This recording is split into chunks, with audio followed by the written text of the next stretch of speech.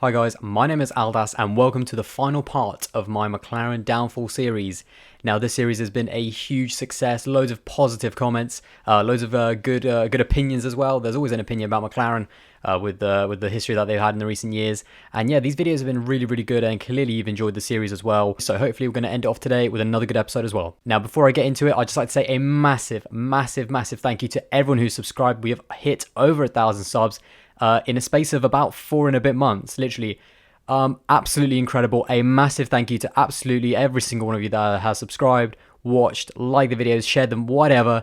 It's just incredible, really, how quickly it's all happened. And I will have a video at some point. It won't be, hopefully it'll be next week, maybe late this week. Just a massive thank you video for my 1,000 subscriber special. And yeah, so look out for that. And just again, a massive thank you to each and every one of you. These two, especially this McLaren Downfall series, has really boosted the channel. Easily got like 200 or over 200 subs just in these two videos alone. So clearly you guys have been enjoying it. And yeah, so thank you very much. And yeah, let's get into this video. Now, before I start talking about the 2017 Formula 1 season, I'm actually going to put Formula 1 aside for a second. Because one massive part of McLaren, especially in recent years, has been their road cars.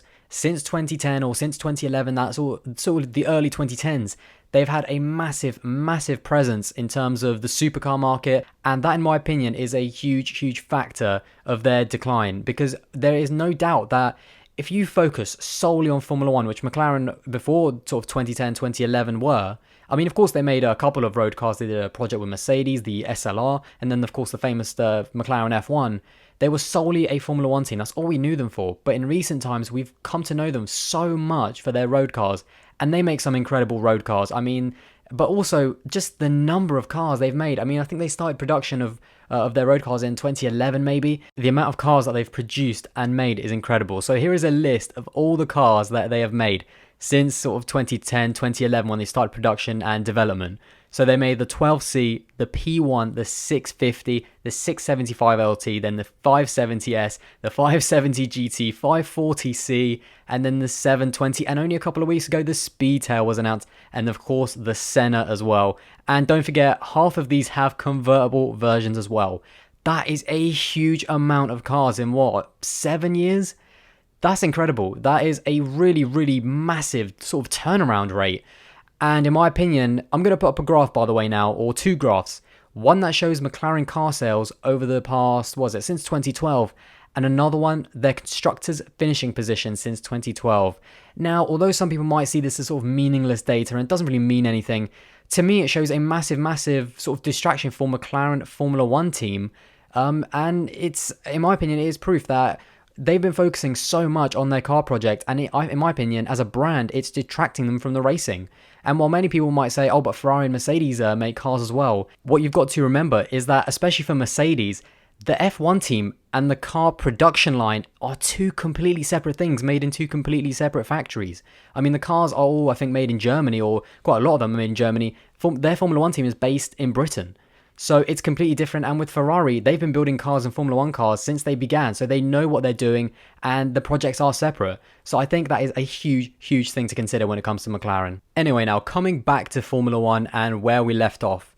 So of course, the 2017 season was very different from the 2016 season. With Jenson Button retiring, it was their young gun, Stoffel van Dorn, who had a very good pedigree from his previous Formula, especially in GP2. He won the championship by miles and had a lot of pedigree. So he came in to the 2017 season to join Fernando Alonso in the brand new sort of regulations at the time of wider cars, quicker cars, more aero-focused cars for the 2017 season. Now in 2017, not only was there a brand new driver, but there was also brand new management. In a massive move and a very historical move for McLaren as well, Ron Dennis was sent out of the team and Zak Brown was appointed as, I think it was the team manager at the time, with Eric Boulier, of course, there to help him as well. This was a massive move, and apparently it was done by the shareholders who, just like the fans, had enough of the results and thought a bit clearly a head needed to roll, and it was Ron Dennis's head that apparently needed to roll for the project to move forward. In my opinion, and looking at what has happened since, I'm not sure that was the right move, because I was a huge fan of Ron Dennis and a huge fan of what he had done for the sport and what he'd given as well. Now, after that, of course, they put Zak Brown in charge, with Eric Boulier, of course, as well. at the trackside, but it was mostly now Zach Brown who was sort of the team principal, and previously had a lot of experience in marketing, especially Formula One, and did some experience with McLaren. So they knew him, they knew what he was about, and clearly they thought he was the right man for the job for the 2017 season. And of course, while they were expecting a much better season and some more progress, because there's no doubt in 2016 there was definite progress compared to 2015, the complete opposite happened. Not only was their car slower than ever for the 2017 season, the reliability was just as bad, if not worse. And guess who it was for again? It was for Fernando Alonso.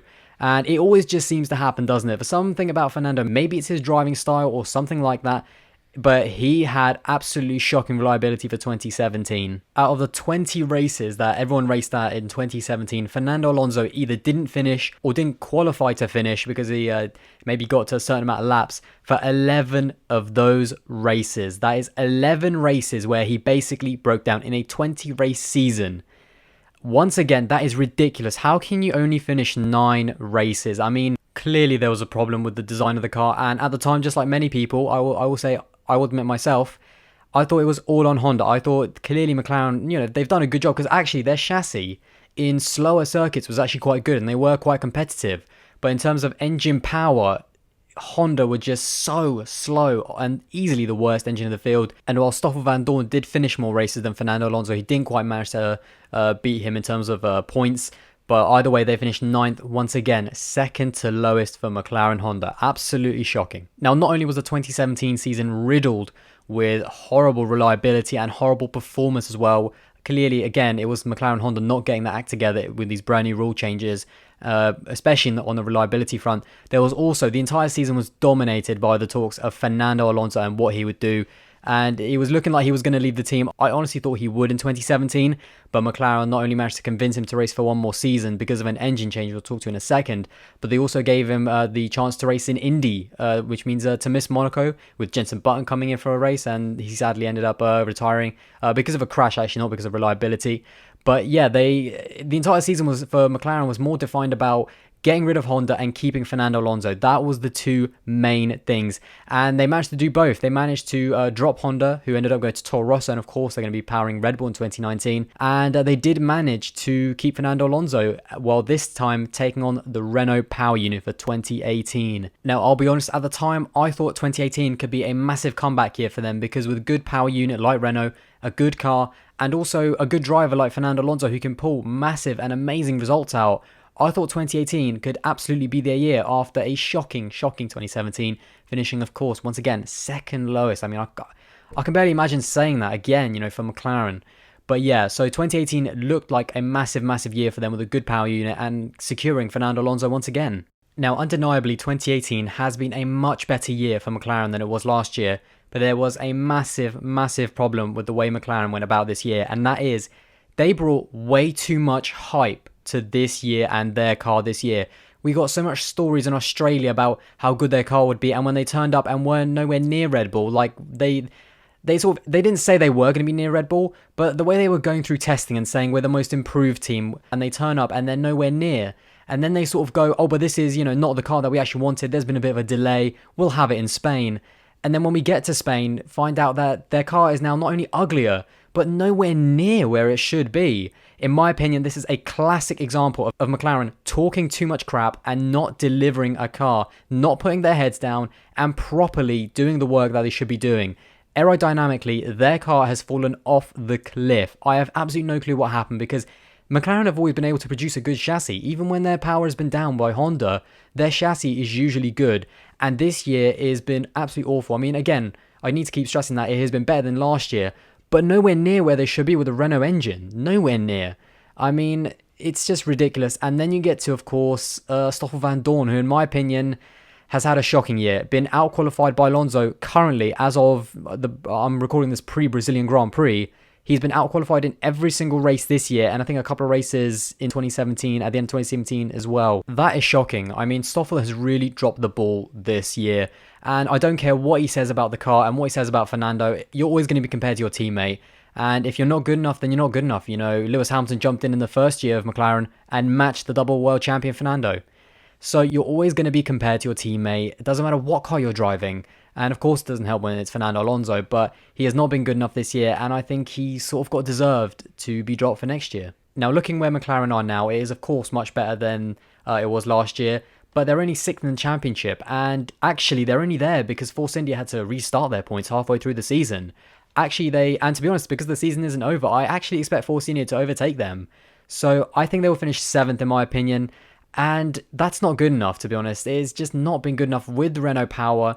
Their development has been a joke. The way they hyped their car up at the start of the year has been a joke. I don't know what McLaren management or this brand new McLaren management has been. Of course, they actually dropped Eric Boulier, by the way. So I'm not really sure, obviously, if that was part of the reason. But McLaren management was an absolute joke at the start of the year, hyping their car up way too much and then giving us massive expectations of incredible development at places like Spain. And it was an absolute joke, to be honest. So I'm gonna stop having a little bit of a rant at McLaren this year. But one thing I will say that is massive for them is, of course, that Fernando Alonso did decide to retire and leave McLaren at the end of the year. Now, what is my honest view of this? I think this is the best thing for them. I honestly think that Fernando, as quick as he is, has spread so much negativity. And next year, with a brand new lineup of Lando Norris, who's a very quick and up-and-coming British racing driver, and Carlos Sainz, who's a proven midfield point scorer who's very, very good, I think this is the best thing for them. I think this is a fresh start, hopefully to build themselves back up, build for the 2021 regulations, and go back to where they belong, which is winning races and competing for championships, up there with Ferrari, up there with Mercedes. And yeah, I cannot wait to see what happens next. I honestly think, and this is my prediction, that they are going to have a way better year next year, because without Fernando Alonso and that sort of negativity and sort of losing Stoffel Van Dorn, who wasn't doing a good enough job, those two brand new drivers and a brand new energy to the team could be the best thing for them. So that is it, guys. Sorry about the long video. This has been a very, very long video, but hopefully a good one as well. There has been so many parts to the McLaren story that I've talked about over the past 3 episodes. I mean, literally from management to drivers to engines to absolutely everything above and below. I don't know what the answer is for McLaren. To be honest, I don't think we'll ever know where it truly went wrong, what actually happened to them. But that's my best interpretation, to be honest, and I really hope it gets better for them, because I'm a huge McLaren fan.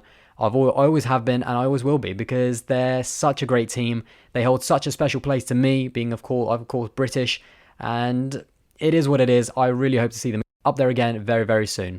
But anyway, guys, if you enjoyed the video and if you enjoyed the series, then don't forget to like the video and subscribe.